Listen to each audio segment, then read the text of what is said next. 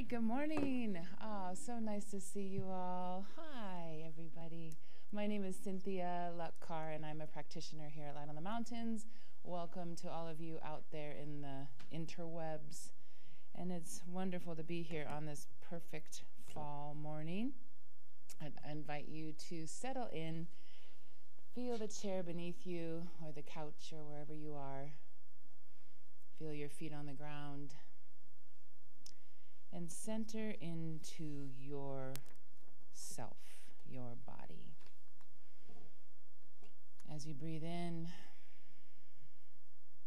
notice that gift of air, oxygen, life that comes in, circulates, and goes out. Relaxing, inviting.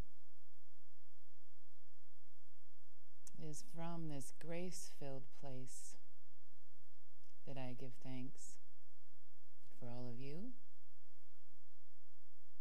for Reverend John and his message today, our practitioner team and their inspirational work,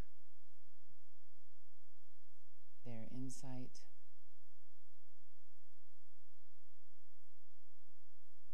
I give thanks for R.L. and Max and the music people who come and lead us through these beautiful moments together. I give thanks for the people who give financially, the people who organize the finances. I give thanks for the board who think through our future and our past and reflect on what is and what will be. I especially give thanks for this family that we've created here. And with another inhale and exhale, together we say, and so it is.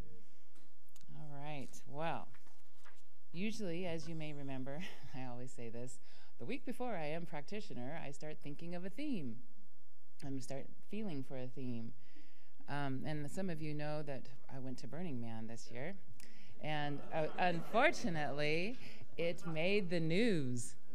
And it was quite interesting. It was really great. It was perfect weather, actually, unlike what the news said, until those rainy days. But what I noticed was, as a practitioner and as a human being, and in this philosophy, we work to move through fear, and it's our individual fear. But what I noticed at Burning Man was a collective fear. And the people who made the news, thank goodness, were a very small fraction of the people who actually attended, were the people who fled. And they were trying to get out of there. And they did not pay attention to their surroundings and who they were with, and that they were actually indeed prepared. They just didn't know that they're not to touch that playa when it's wet, because it doesn't work. You just can't do it. And so if you know your surroundings, you don't have to be afraid, and you can work through it. So that was one theme. The other one is the Jewish New Year. So let's put those two together. The Yom Rosh Hashanah ends today. It started Friday. And it's a time for reflection. And depending on where you are in the progressiveness or not of the Jewish faith, it can be a time for judgment. And that seems scary to one of my clients, actually.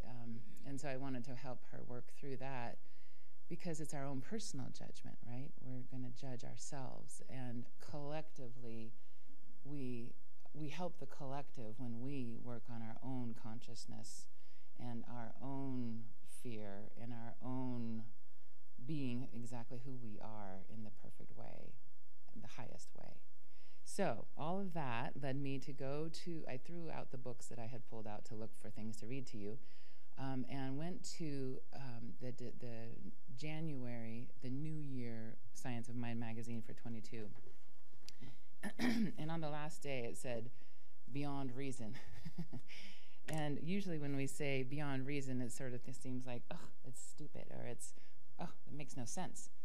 But I'd like to invite us to think of beyond reason as the gift, as we are just simple humans here doing the best we can, and we don't know everything. And so, of course, it's beyond reason.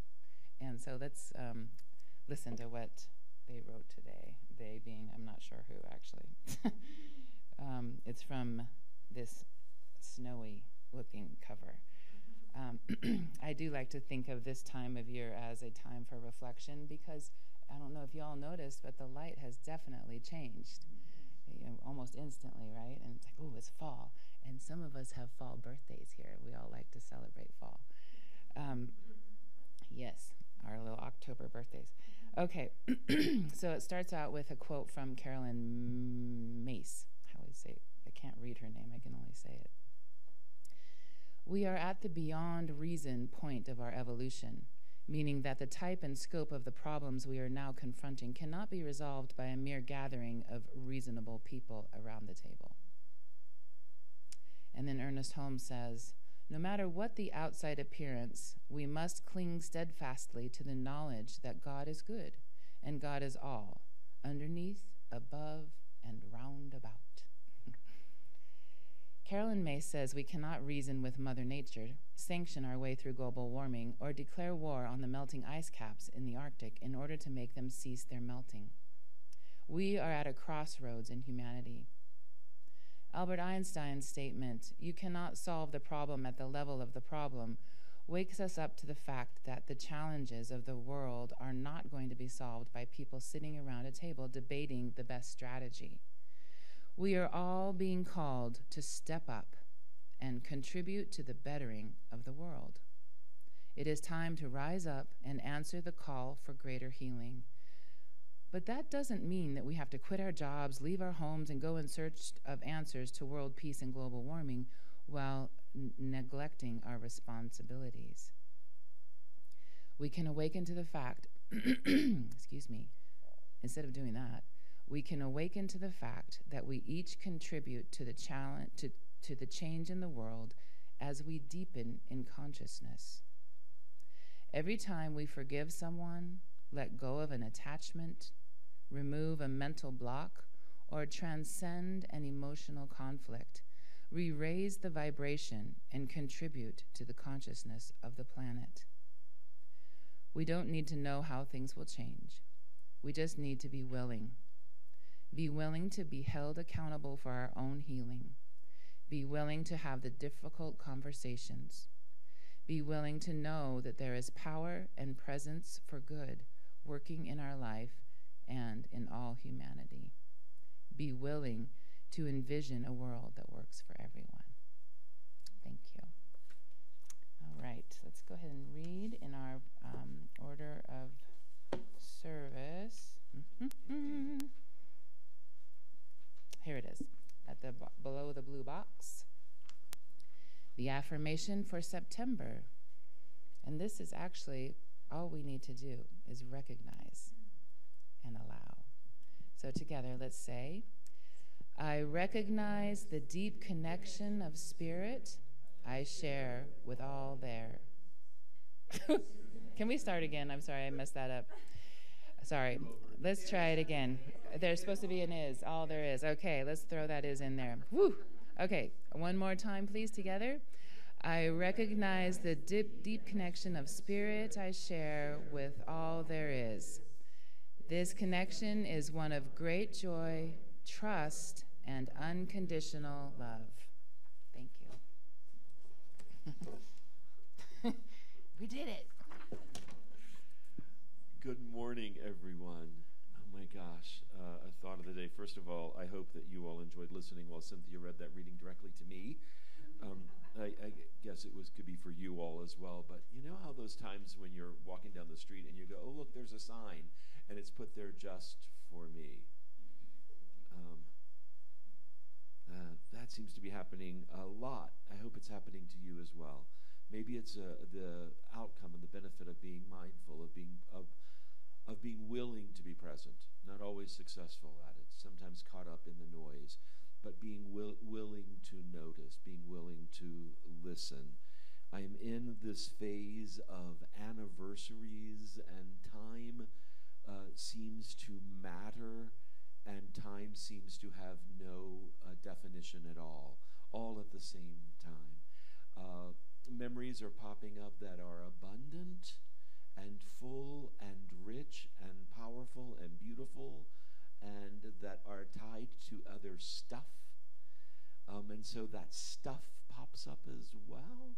And that's good and not always easy. It seems to be making my days abundant. Not to mention that sort of the day-to-day life also feels just a little abundant these days. And that the seasons are changing. And the things that we've been holding on to are modulating. They're modifying. When we reach out for them, they're not exactly where they were the last time we reached for them. And they're still there. And for me, it seems like this is the time, a time with an awful lot of possibility for growth. Morning, thank you. Good morning, everyone. Good morning, everyone at home. Again, to remind you, we usually have 2 to 3 times as many people at home than here.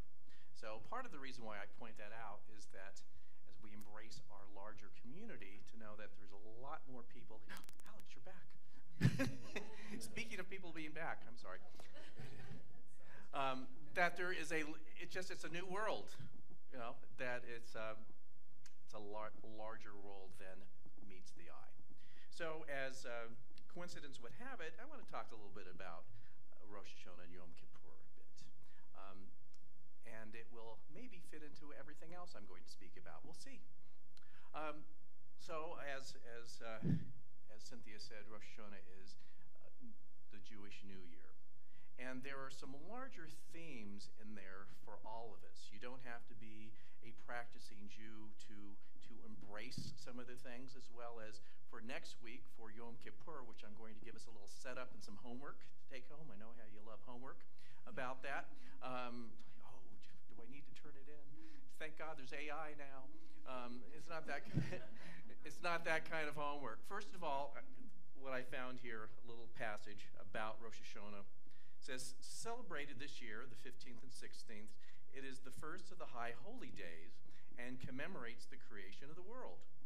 It marks the beginning of the days of awe, a 10-day period of introspection, atonement, and renewal. I like that, the 10 days of awe.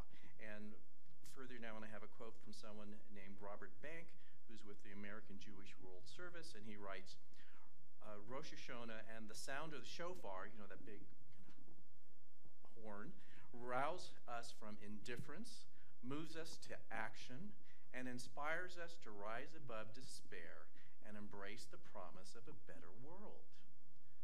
Who can't get behind that? It doesn't matter what your religious practices are. So what I really appreciate about Rosh Hashanah and Yom Kippur is how they are situated. First, we are, of course, the Rosh Hashanah just ended, but to celebrate awe, which to me is possibility. And I think that's what New Year, anything new, is supposed to be about. Possibility. Putting behind us our self-taught limitations and saying it's time for something new. And to just say I'm ready and open for the next big thing, our next indicated steps. And next week, which we will talk about, and again, I've got to do a setup so you just don't kind of walk in next week surprised at what this is. Yom Kippur at first seems like it is a completely different flavor. But before we can completely leap into the new year, we have unfinished business. It's interesting that your client was concerned about judgment, but it's called the Day of Atonement. And if you pronounce it differently with the same spelling, it is the Day of At-One-ment. So this is our truly getting ready to launch into the new year. What it is doing, as I said, it's taking care of unfinished business. So your homework this week is to think of the unfinished business that you may want to clean up before we truly jump into the next new year on the Jewish calendar.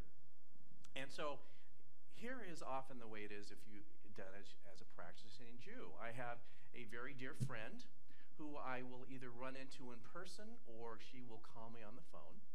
And she will, with a full heart, tell me that, or ask me to forgive her for any unkindness she may have passed my way. We have a good relationship, and I can't imagine that. But just to get clear, you know how sometimes you can say something that just hits the wrong way? She wants to clear it out and open up for even conversation, to just say anything that I may have done intentionally and unintentionally, please forgive me. So this is the week to clean house. And if you feel like that there's something that needs to be said to someone to clear the air, this is the week to do it. Oh, that's scary, isn't it? It's the complete opposite from ghosting someone, isn't it? It's like, seek them out and talk. What a concept. But here's the thing, which I love. So, atonement is a close cousin to forgiveness, yet it's different. And I want you to just kind of be with the difference this week. So forgiveness, sometimes, just saying the word, sometimes the energy of the room goes, I have been done wrong. There is someone who needs to, ask for my forgiveness, or how can I forgive someone for doing this thing? So in a sense, it's giving in our minds the power to someone else who in our minds has done something wrong towards us. Atonement is taking charge of it and saying, okay, whatever they did, I can't change that. But I may have inadvertently done something that has caused pain. And I am taking that ownership, just like my friend does when she calls me, and clearing the air. I mean, just feel the energy difference. Okay, I was a big you-know-what. And I'm finally going to get on the phone or meet them in person and say, forgive me, or I admit it, or let's clear the air. It's interesting how we don't look forward to those conversations, but how there is a sense of celebration within when we finally do. Isn't there? Because we've known we've been wanting to clear the air forever, and to just take that initiative to do it. That's what this week is about in the Jewish practice. So again, your homework, it's not about writing papers or anything, is to think, where do you need to clean the air? And we're going to talk about this more in length for next week. You just needed to set it up. Talk about the difference between forgiveness and atonement and how you get to at-one-ment. That's next week. Stay tuned for next week. So, on to the next subject. So we had a great time together on Wednesday night, and many of you were there. And it is so nice that when we come together as a spiritual community any other time than Sunday morning. I mean, it's a different feeling. And it's great for me because I get to spend a different time with all of you in a different way. And for those who don't know what we are up to, that aren't on our mailing list or email list, we started our kickoff event for our stewardship campaign. And yes, it's on one hand, it is about finances and how we are going to financially support our center for another year. But it's actually about things that are much different. And I want to talk about that a little bit today. And here's why I want to talk about it. As the wealthiest nation on the world, we have the most negative baggage about the discussion of finances. Somehow in a faith community, that should be a subject that's out of bounds because it's too scary, it's too weird, it's not spiritual. And yes, let's admit that many different faith communities have caused a lot of hurt and pain in this area. That's true. So if there needs to be healing in an area, we need to talk about the healing that is needed in that area. And this is one of them. So first of all, as I will often say, which I think where some of the hurt comes from, there is not a deity that needs your money. Just get that right out of there. So we don't teach or believe that there is a separate God out there sitting on a cloud. But if there was, and if he, because it's always a he, made everything, doesn't everything belong to him to begin with? Like, where do you even write a check? I mean, he owns everything anyway, so why do I have to write a check? I mean, how ridiculous is that? But then let's take it to more like new thoughty kind of woo-woo-y kind of stuff about spirituality, and they'll say, well, you need to give to the representative of your spiritual source. I'm not the representative of your spiritual source. There's only one source, which is the power and presence of the divine, which is everywhere, and that doesn't need your money either. It really doesn't. But here we are at Light of the Mountains. We have been here for 35 years, and I think it's 2027, you will have a big 40th year anniversary, and we come here by choice. Those of us that come here get a sense of belonging and sharing and assistance and inspiration along our spiritual path and spiritual growth. And since we do come here by choice, we have to fund it. There's no magic fund machines anywhere. And it's really, so rather than make it this big thing about giving to your spiritual source or giving to God, it's just math. We choose to come here and it's math. And there may be some day that we choose not to come to here anymore, but it's just math. And so part of it, of this stewardship campaign, is coming together and realizing it is just math. And there's no secret angel out there or anything that pays our bills, and it's just business. Just like when you sit down with your bills every week or whatever, got to pay the gas bill and this bill, it's just the way that it is. But let's go to the deeper reason. So the question is, well, why would we do that? I'd like to go to Hawaii this week, wouldn't you? Rather than write my check that I write every week, or actually gets deducted on a monthly. So the question is why? What is that is there a valid reason that we do this on an individual basis? And the fact that we continue to do this, the answer to that must be yes. So for me, this is always a very Rosh Hashanah moment at our stewardship campaign, as I am looking at my commitment, looking at my participation, looking at what I give and receive from this community, and decide to re-up again.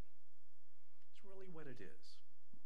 And so this year's, we have a theme, as we often do. We get our themes from the spring. We do a leadership retreat, and we do a process of visioning and brainstorming and say, well, what's up for us as a community? And especially these days, that is such a big question. I mean, I just say all bets are off pretty much after the last few years. It's like everything that was working in a certain way works in a different way now. So there is this sense of discovery, just like my talking about there being more people at home and here. This is a thing in our centers, and it's just a thing. You could either knock on people's doors and beg them to come in person, or you could say, gee, how could we serve them the way that they want to be served?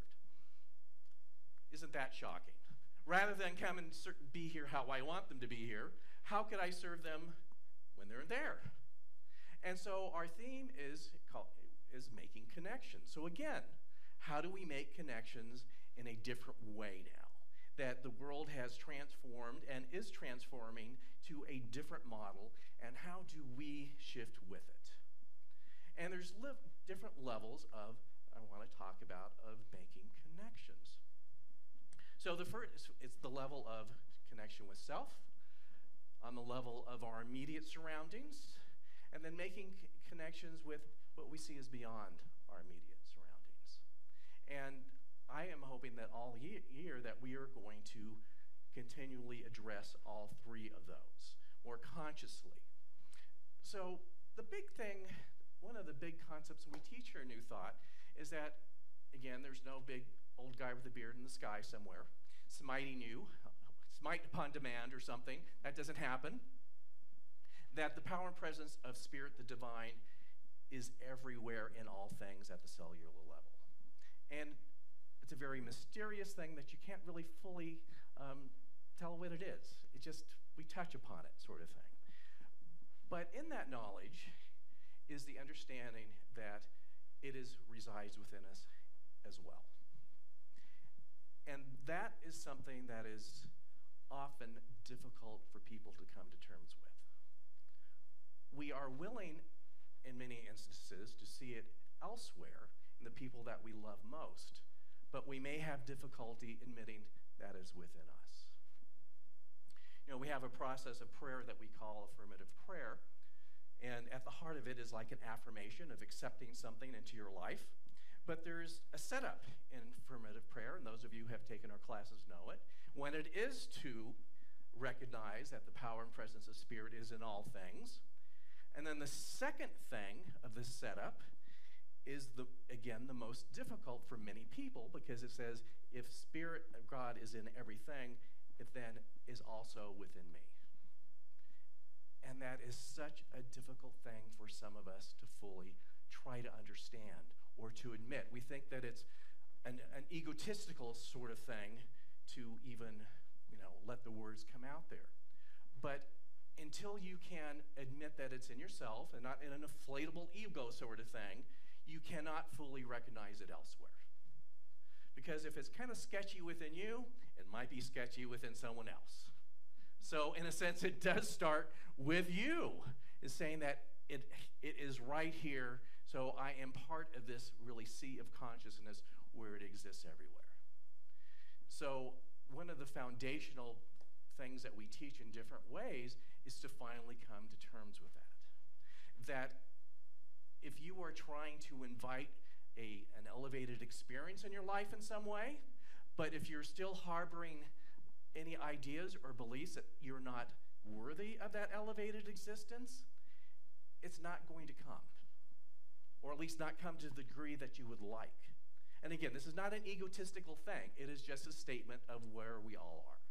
Until you open the door fully, the door is shut, it's not going to come in. So the first part of making connections is to stop avoiding that it's right where you are and making excuses for it. Or, I have my bad days. Yeah, we all have our bad days. Thursday, I was tired and cranky. So what? The power and presence of Spirit was still with me in my crankiness. Just the way it is. So even when you're having a bad day, I may not be able to see it, but it's still there. It might help pull you out of whatever it is that you're in. So let's look at now finding connections in our more immediate surroundings. One thing you may have noticed if you look at our little announcement sheets. Do I have one here? Let's see. No? Oh, well, anyways, I have it memorized. We have been inviting your participation. It says, do you have a gift to give? And why are we doing that? So spiritual community in the West, the United States, we have all trained ourselves to be only in receptive mode. There's nothing wrong with receptive mode. Notice you are all sitting in rows, not looking at each other. You're looking at me. And there's nothing wrong with receptive mode, but giving and receiving needs to balance. And so how, as you have received, like we receive in meditation, so how do we take what we received and kind of cycle it out and give it back? So it's a constant in and outflow of receiving and giving at all times. So you can only get so much from being on one end of the spectrum. You can't always be in a receiving mode. You can't always be in giving mode. You need to have a balance. And some people have trouble with either one of them. They have trouble being receiving. They have trouble with giving. So in spiritual community or in your own neighborhood, to ask yourself, if I am really stuck in receiving mode, like here, we're in a receiving mode. So how are you going to balance this out? You will have sat here for about an hour in receiving mode. How are you going to balance this out this week? I mean, really think of it. How are you going to take what you received from inspiration from being together and share that with the world? And we, in our announcements, we can just have some ways that are suggested. I mean, give a yoga class. Do you know how to cook? Give a cooking class. I mean, somehow giving of yourself in some way. This Anne and Candace have taught a couple accredited Centers for Spiritual Living classes, but right now they're doing a book discussion from The Art of Possibility. And it was almost 2 weeks ago. They had their first class in the back room. I was having another meeting in the social hall, and I went back to just check up and see how they're doing. You couldn't fit any more people in the room. You really couldn't. And it wasn't just a matter of Candace and Ann giving. There's something about a discussion group. You finally get out of the room with all the chairs pointed up front. It's an opportunity to give to everyone in the room. And I point out, like Sarah's had a couple online discussion groups that I participated in.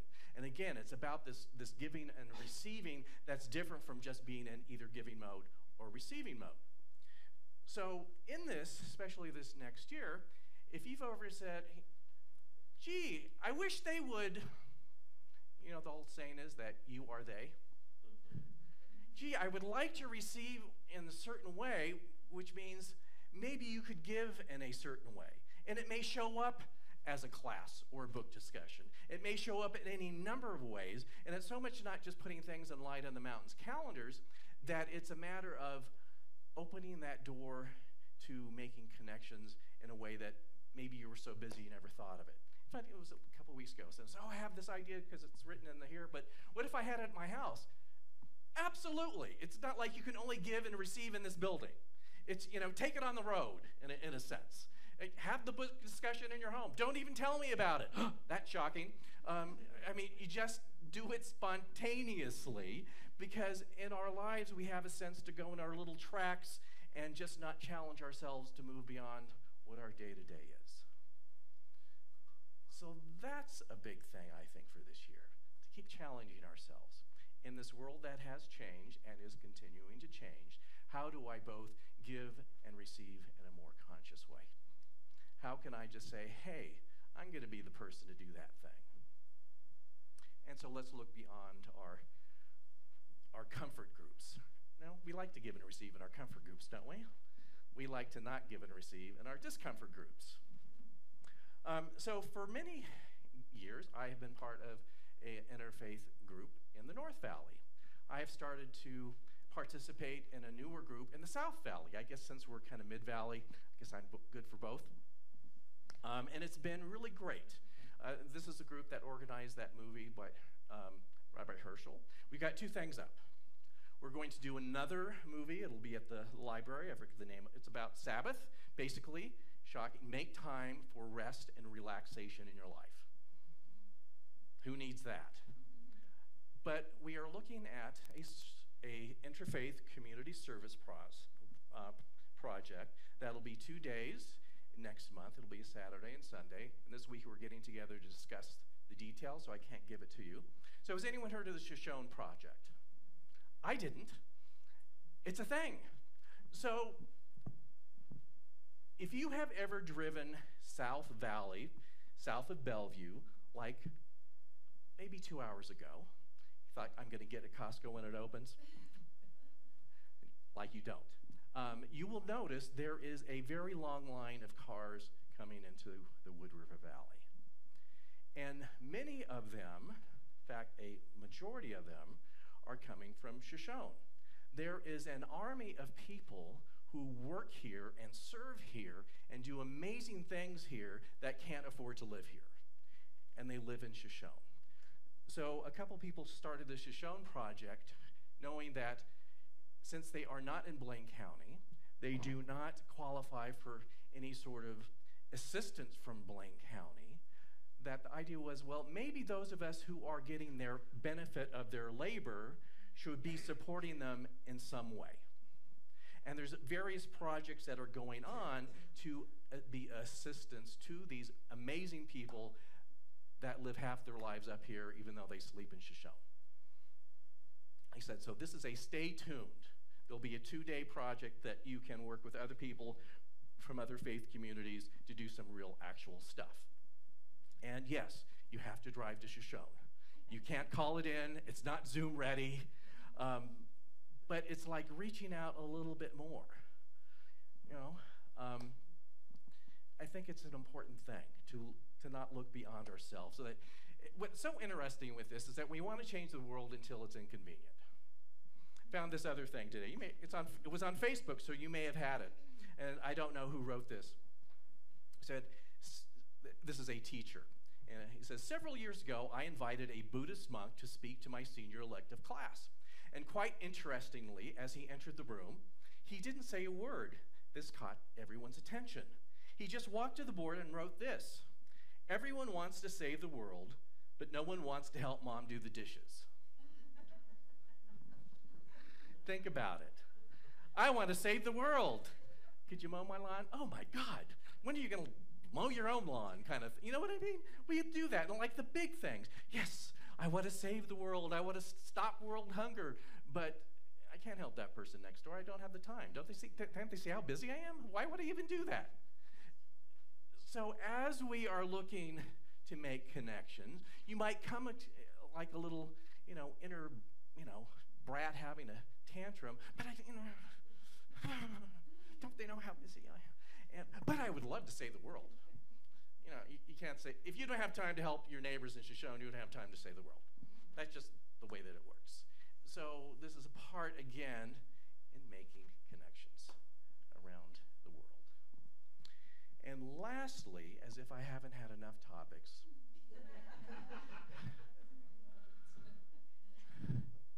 I do want to reiterate a little bit what I spoke about on Wednesday and wrote about it in my blog, and how we are in the very beginning stages of passing the baton in ministry to someone else. Most likely I will be handing officially that baton in early 2025. It's a big project. There's a lot that has to be done. So even though it seems like far off away, it's not so far away. What we are doing now, and what I'm inviting everyone to do, is in the consciousness of Rosh Hashanah to embrace the idea of possibility. That we are in consciousness putting the want ad out now. That we are all in some respect handing the baton in consciousness to the next chapter of Light on the Mountains. And my job is to mentor that project and at the same time take a couple steps back. So that will be the dance that we do. And as I pointed out on Wednesday, when we are in transitional times, a lot of times I think, well, we're just going to do the minimum, wait till the next thing shows up, and then we'll really get down to business. This actually can be one of the most amazing times of possibility that we have as a spiritual community. As R.L. had reminded us all the first couple years when I was here, when you were seeking a minister, and that person turned out to be me, to set a bold vision. And sometimes it's a little scary. As I also pointed out on Wednesday, at a time that should have been like, oh, let's hold back, because we don't know who's coming, everyone decided to buy a building, which seemed like the most ridiculous thing ever. But here, and again, I shared this on Wednesday, so I got some of the facts after the fact when I came here in the first several months. And it said that for years, people are saying if we only could pull it together to have our own facility. For those who don't know, we're like the wandering spiritual community, going into this community room to that community room, and we were called Church in a Box. And the first few months I was here, it was Church in the Box, and it was like, here, John, now you get the box. You get, gee, that was great to be handed all the boxes. But as it was shared with me, there was always this idea, if we only get enough members, we could finally have the money to do this. And there was always this wink and nod, if we only had new members with a big checkbook, we could get a nice facility here. And it never works out that way, just spoiler alert. But there was this realization that it's only going to happen if the people in the room allow it to happen, without thinking there has to be something from the outside to come here. And it appears like there was that realization that it can happen, it will happen, if those of us that are already here make it happen. So, not that you are going to decide to buy more property this next year, but don't dismiss a big idea. Don't dismiss a big idea. Because part of this process is consciously taking a larger ownership as members to say, we're, in a sense, we with Spirit are driving this bus. And part of this putting out of a greater possibility is the fact that you are seeking the right person to help with that. Whatever doesn't get done before they come, that they're going to get right on board. And I even used the experience of when I came. And we came and talked about what were our hopes and dreams when I came here 21 years ago. And we've done it all, actually. because you got really clear of how you wanted your future to be. In a sense, you called forth me and consciousness to help you with that. And so that's what we're doing in this period of time. It's like, what if, and lining up energetically for that person to meet with you. I've often given this example that, there was 2 years before I came here after I graduated from the School of Ministry. You were doing a thing, I was doing a thing. It seemed like it was like terrible stuff that was happening or inconvenient things, but it all finally came together at the right time. So that next form of ministry exists. It's floating out there. They don't know about us. We don't know about them. And at the right moment in consciousness, it will come together. So our job now is not to say like, oh, till they come. It's like, let's open this thing up. And again, my job is to midwife this whole experience in this next year and a few months. So next summer sometime, we will have what is called a co-creation process that we have a facilitator from Centers of Spiritual Living come. I think it's a 2-day process. There's 2 things that they want to do.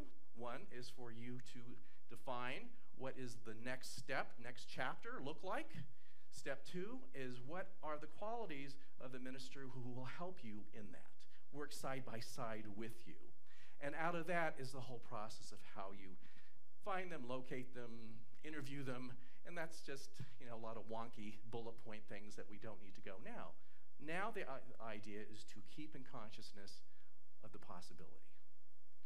So the question is, which everyone asks, where are you going, John? Nowhere. If anyone tells me one more time that I'm retiring, I'm just going to lose it. I'm leaving this position. I'm not retiring. I'm not leaving the Valley. I think Mac and I have a lot of ties here. We're not going anywhere. There is a next for me, and I don't know what that next is.